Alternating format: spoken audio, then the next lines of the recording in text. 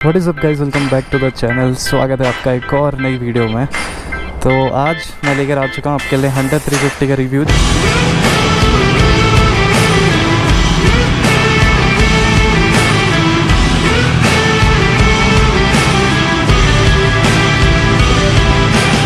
Actually ये second video है Hunter 350 के रिव्यू के ऊपर।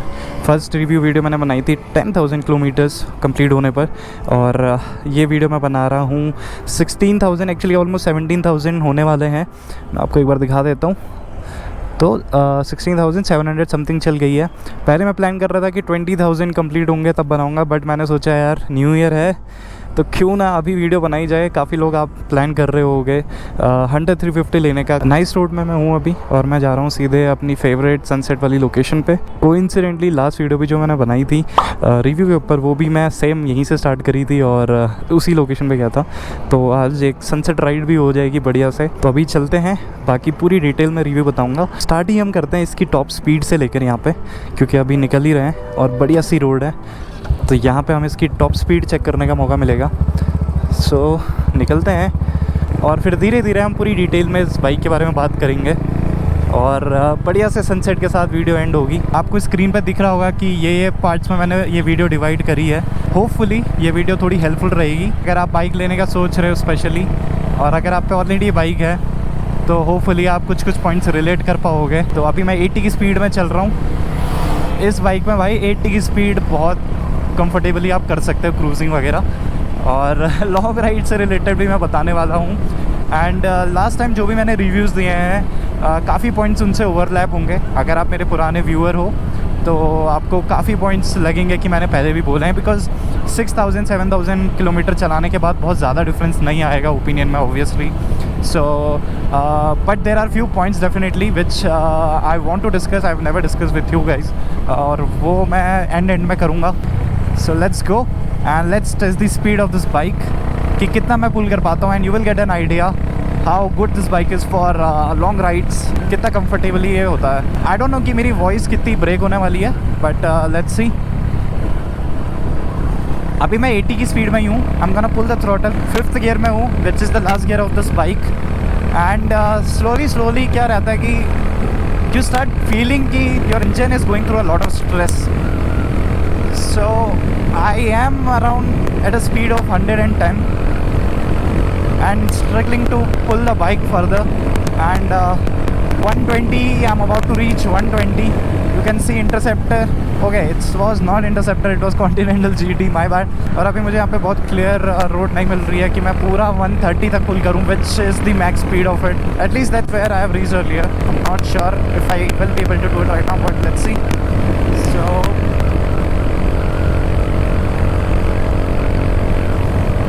struggling to reach 120 right now। Yep, I pulled the throttle completely and yes, not able to reach 120, and there we go, we have some traffic here। Braking, I feel it's decent, braking is decent enough, and I have to take left from here, so I won't be able to take it till 130, which means कि आपको 130 पहुंचने के लिए भाई बहुत ज़्यादा space चाहिए। You need enough space, enough time to reach 130, otherwise 120 I believe आप easily पहुंच सकते हो। थोड़ा सा इंजन स्ट्रेस लेगा, as a beginner it's enough I would say. सबसे इम्पोर्टेंट पॉइंट रहता है जब आप पुल करते हो ना, तो आपका इंजन कितना ईजीली पुल कर पा रहा है वो मैटर करता है, क्योंकि 120 पे आप पहुंच रहे हो, 130 पे आप पहुंच रहे हो, बट किस तरीके से पहुंच रहे हो, दैट इज़ द पॉइंट।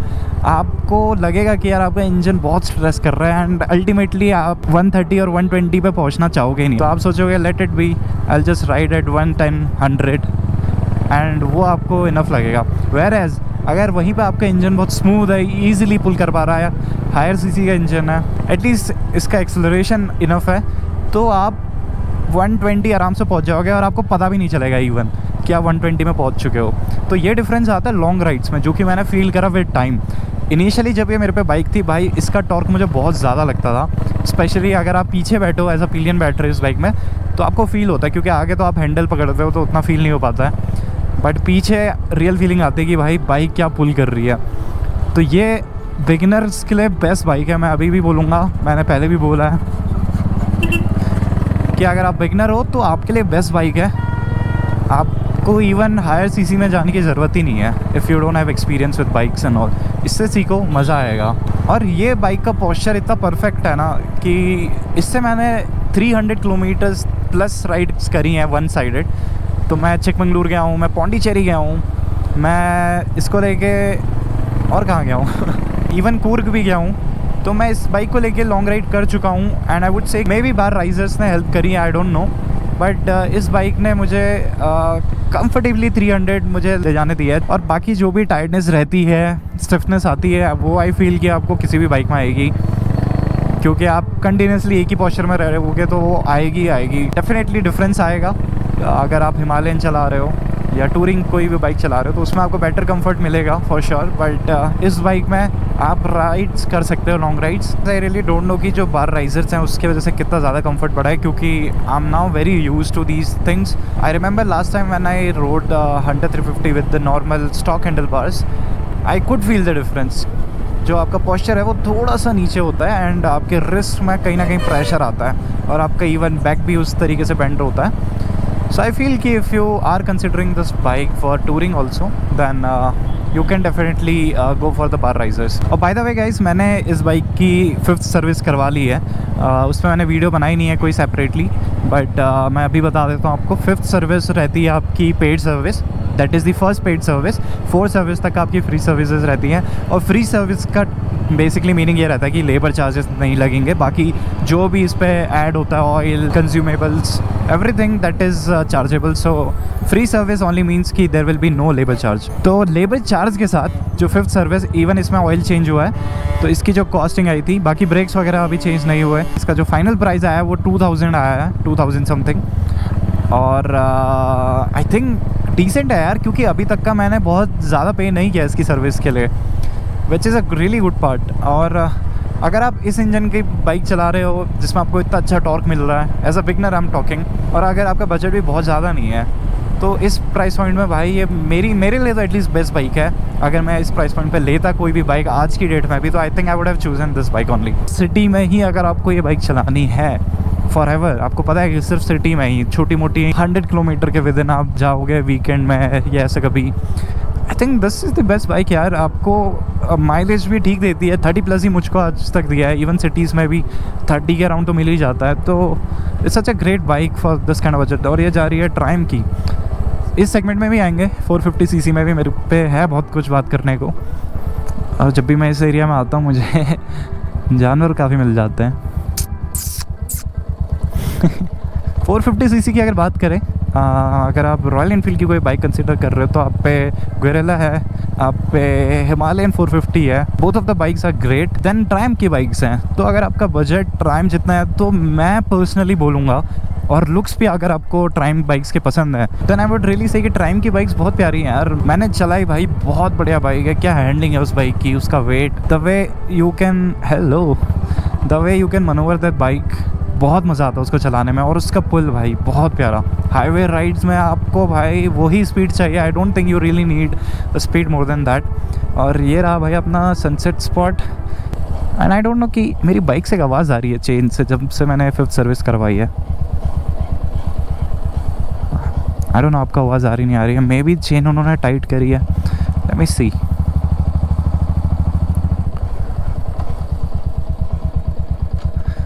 तो वो चेन की ही आवाज़ है कंफर्म। Let me check. तो इसका एक तरीका होता है चेक करने का, स्लैग पॉइंट कुछ कहते हैं, कितना mm ट्रेवल होना चाहिए। आई थिंक मेरी चेन बहुत ज़्यादा टाइट करी है, यस। तो चेन भी थोड़ी लूज़ करनी होगी आई थिंक। यहाँ से कुछ तो बोल्ट वगैरह से मूव करके इसको सेट करते हैं। भाई ये स्पॉट बहुत प्यारा लगा मुझे। आगे भी एक बढ़िया स्पॉट है, वहाँ से भी बढ़िया व्यू आता है। थोड़ा यहाँ पे गंदगी नहीं होती तो ज़्यादा बढ़िया लगता।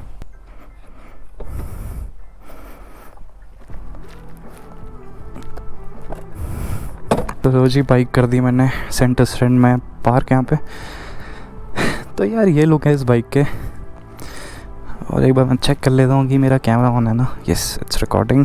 तो अभी तक हमने बात कर ली इसकी स्पीड की और इसकी चेन की, एंड बाकी और भी डिटेल में हम बात करते हैं। ट्यूबलेस टायर की यही एक अच्छी बात रहती है कि पंचर होने के बाद भी आप ट्रैवल कर रहे होते हो, या तो लीक बिल्कुल नहीं होता है, जो भी कील लगती है इसमें वो वहीं की वहीं रह जाती है, या फिर थोड़ा बहुत लीक हो रहा होता है, विच इज़ मैनेजेबल। आप टाइमली पहुंच जाओगे और नोटिस भी हो जाता है टाइम पे कि हाँ टायर की हवा कम है। और मैं तो रिकमेंड करता हूँ भाई, जब भी आपको टाइम मिले आप इसमें टायर इसका प्रेशर चेक कराते रहना। इसके टायर में आके 29 रहती है, 29 PSI, और पीछे वाले टायर में आई थिंक 33 से 35 होनी चाहिए, डिपेंडिंग ऑन कि आप पिलियन के साथ राइड कर रहे हो या फिर नहीं। बाकी यार एक और अच्छी बात इस बाइक की जो रहती है, मुझे ऐसा लगता है रॉयल एनफील्ड की बाइक्स के साथ रहती है, that you have enough opportunity to modify this bike. What I like about modification is it makes your bike look unique, especially अगर आप ऐसी बाइक ले रहे हो जो इतनी फेमस है, जिसको हर कोई बाई कर रहा है। हंटर 350 भाई मुझे आते हुए ही इतने बार दिख गई है। बिकम्स रियली इंपॉर्टेंट कि आप ऐसी बाइक लो, थोड़ा बहुत मॉडिफिकेशन जिसमें हो, एटलीस्ट स्टिकरिंग आप तो करा ही सकते हो, तो किसी भी बाइक में भी करा सकते हो।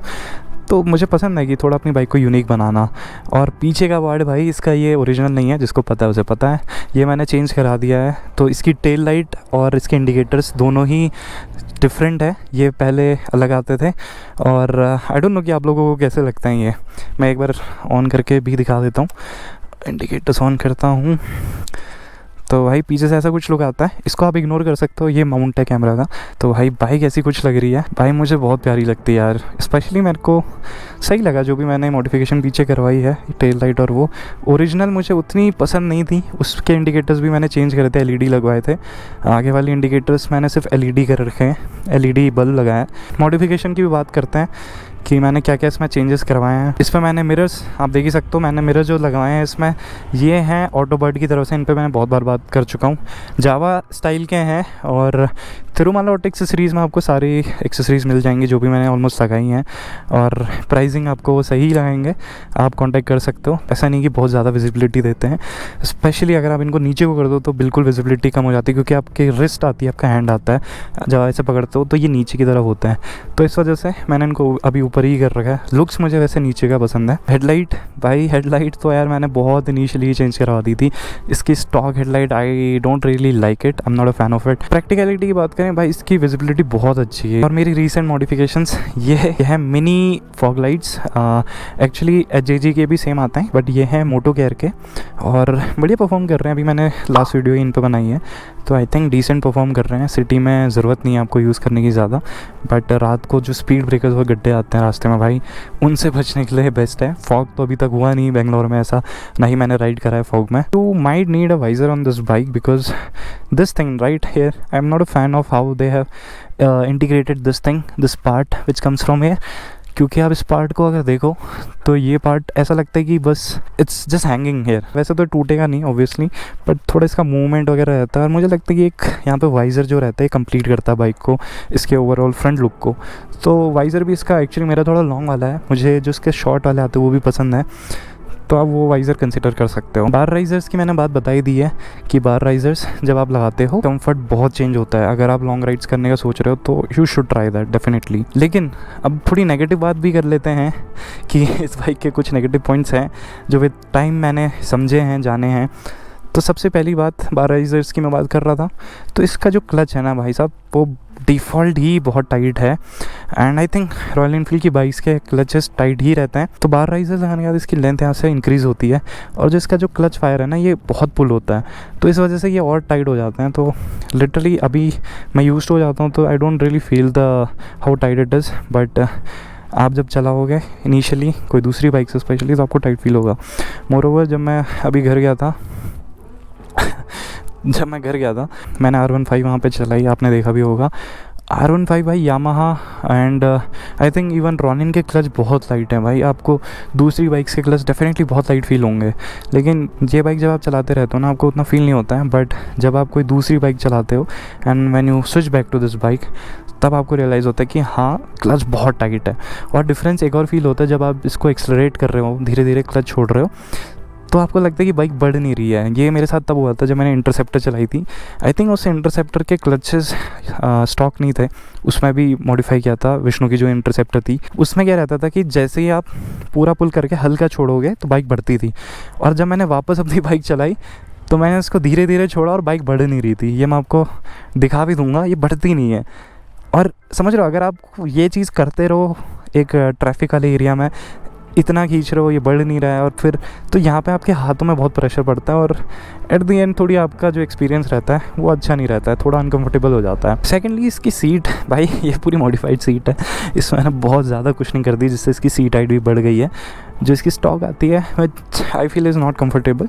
आप उसमें आई थिंक एक सिग्नेचर बेंच सीट और ये सब ऑप्शन आते हैं, वो ट्राई कर सकते हो, थोड़ा कंफर्टेबल जाएगा। या फिर मेरी तरह मॉडिफाई कर लो आफ्टर मार्केट, आपको 1000 रुपीज़ समथिंग पड़ेगा। थर्ड नेगेटिव पॉइंट, हाँ जी, कंफर्ट की बात कर रहे हैं तो भाई शॉक एब्जॉर्वर्स को कैसे भूल जाए। इसके shock absorbers are not great, और क्योंकि लॉन्ग राइड की जब भी बात आती है तो कंफर्ट हम सबसे पहले ढूंढते हैं, राइट, फिर हम शायद लुक्स वगैरह को भूल ही जाते हैं। तो भाई मैं बोलूँगा कि मोनोशॉक जो होता है ना, पीछे रियर में मोनोशॉक हो तो बेस्ट है। आपको 450 सीसी में गोरिल्ला है, हिमालयन है, देन ट्राइम की बाइक्स हैं, उन सब में मोनोशॉक आ रहा है पीछे। मोनोशॉक का ट्रैवल और परफॉर्मेंस बहुत बेहतरीन होती है।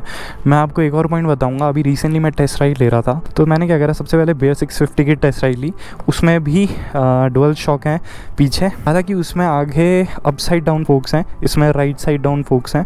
तो पहले मैंने बेयर 650 चलाई, क्या ही पावर है, मज़ा आ गया चला के। जब मैंने हिमालयन की टेस्ट राइड ली, पावर डेफिनेटली उतनी नहीं थी, मज़ा नहीं आया पावर में, लेकिन शॉक एब्जॉर्वर भाई हिमालयन के टॉप नॉच हैं।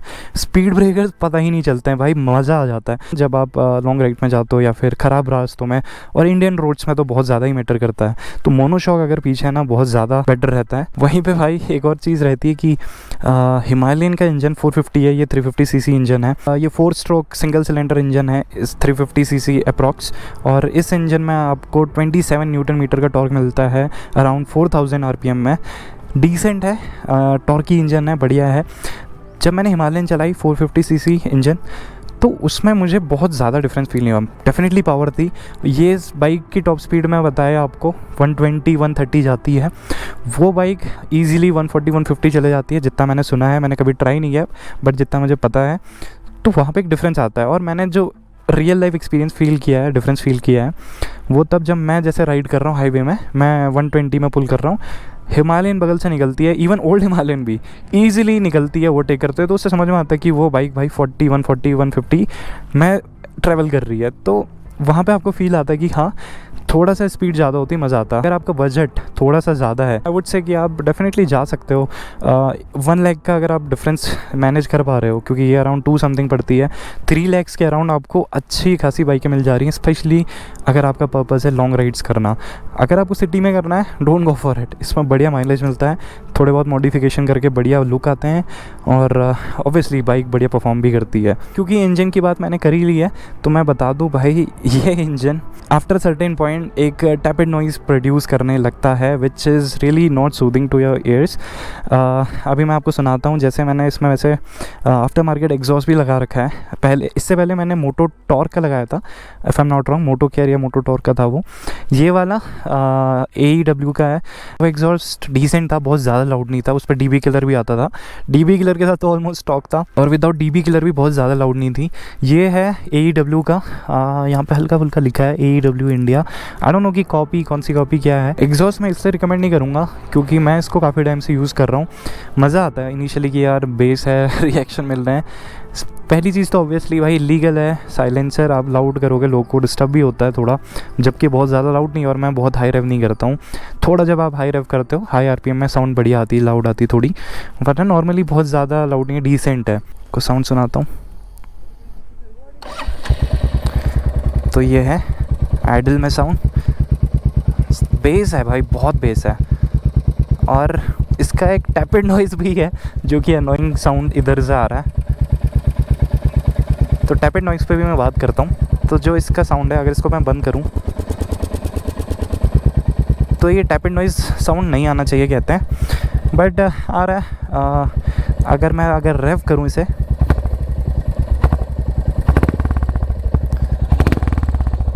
भाई साउंड आप सुन सकते हो, हाय हाय भाई मज़ा आता है सही में। लेब्रा। और कभी कभी तो पटाखे भी मारती है जब थोड़ा इंजन ठंडा हो, एकदम गर्म हो रहा हो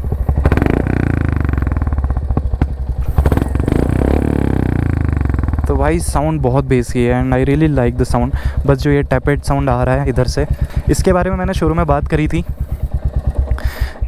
तो उनका ये कहना था कि टैपेट साउंड भाई साहब 350 सीसी में आता ही है एंड 100-350 में बहुत कॉमन हो चुका है ये साउंड। लोग टैपेट नॉइज़ एडजस्टमेंट करवाते हैं, बट उनका ये कहना है कि उसके बाद भी आती है, तो then it didn't make sense to me कि मैं इंजन खुलवा के टैपेट इसका एडजस्ट करवाऊँ और वो सब। I just got use to it, क्या ही कर सकते हैं। एक नेगेटिव पॉइंट और मैं बता दूं आपको कि इसका जो लेग गार्ड है, लेग गार्ड ने भाई आफ्टर मार्केट ने दिक्कत दी है। कुछ लोगों का कहना है कि स्टॉक वाला लेग गार्ड भी दिक्कत देता है, बट आई डोंट नो, उसके मैंने मिक्स रिव्यू सुने कि कुछ कहते हैं नहीं देता, कुछ कहते देते हैं। शोरूम वाले तो एटलीस्ट कहते हैं कि नहीं देगा। आफ्टर मार्केट एग्जॉस्ट लगाने से यहाँ पे जो ये जॉइंट है, पूरी वीडियो बनी है भाई इसके ऊपर, मैंने बनाई है चैनल में, ये बहुत आवाज़ करता है। तो जो गड्ढे वगैरह आते हैं, स्पीड ब्रेकर्स आते हैं, इट बिकम्स रियली अनोइंग जब आपको ये आवाज़ सुनने को मिलती है। As a beginner you should start with small CC bikes, hunter ली, उसके बाद 450 और उसके बाद 650। तो ऐसे करके एक स्टेप बाय स्टेप जाने का मज़ा ही कुछ और है। और समरी में आपको बताऊँ, अगर आपका बजट 2 के अराउंड ही है and you are a beginner, और अगर आपको लॉन्ग राइड्स नहीं कंसिडर करनी है, go for this bike, this is the bike made for you. Then comes the second category, आप बिगनर हो, थोड़ा बजट आपका ज़्यादा है, 1 लाख आप एक्सटेंड कर सकते हो, then you do have good option in 450 CCs. And secondly आप बिगनर नहीं हो, इंटरमीडिएट हो, आपने चलाई हैं bikes and all, and especially intermediate के साथ साथ आपको लॉन्ग राइड्स भी करनी है, आपको लगता है कि आप प्लेसेस एक्सप्लोर करोगे, देन थिंक अबाउट इट, आपको बेटर ऑप्शन मिल सकते हैं। आप ट्राई करना, क्योंकि जब आप ट्राई नहीं करते हो तो ऐसा लगता है कि वही बेस्ट है, but when you get experience, when you try things, try different bikes, तब आपको समझ में आता है कि यार डिफरेंस फील होगा लॉन्ग टर्म में। और इसी के साथ वीडियो करते हैं and I hope I covered all the points. थोड़ा रॉ वीडियो थी, और अगर कुछ पॉइंट्स मैंने गलत बोले होंगे तो I am sorry about it. आप कमेंट में मुझे करेक्ट कर सकते हो, या फिर ऑलरेडी मैंने वीडियो में करेक्ट कर दिया होगा। और कोई भी क्वेरीज होंगी इस वीडियो में, मैं आप कमेंट कर सकते हो, और सारे ही कमेंट्स का मैं ट्राई करूँगा रिप्लाई देने का। एंड आई होप कि कम्युनिटी भी हेल्प करेगी आपके कमेंट का रिप्लाई करने का, और जिन में हंटर 350 ऑलरेडी है, होपफुली वो भी आपके क्वेश्चन का रिप्लाई कर देंगे अपने एक्सपीरियंस के अकॉर्डिंग, क्योंकि सबका एक्सपीरियंस डिफरेंट रहता है। So this was all about Hunter 350 guys, and I believe it's time to end the video with some cinematic shots. बढ़िया सा सनसेट हो रहा है, तो कुछ शॉट्स लेता हूँ और फिर चलते हैं वापस। मैं मिलूँगा आपको नेक्स्ट वीडियो में। Till then bye bye, take care, good night.